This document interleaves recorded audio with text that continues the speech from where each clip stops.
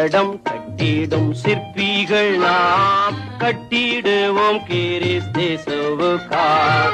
கட்டடம் கட்டிடும் சிற்பிகள் நாம் கட்டிடுவோம் கிறிஸ்தேசுவுக்காய்.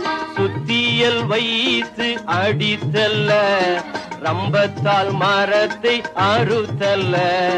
சுத்தியல் வைத்து அடித்தல்ல, ரம்பத்தால் மரத்தை அறுத்தல்ல. கட்டடம் கட்டிடும் சிற்பிகள் நாம் கட்டிடுவோம் கிறிஸ்தேசுவுக்காய்.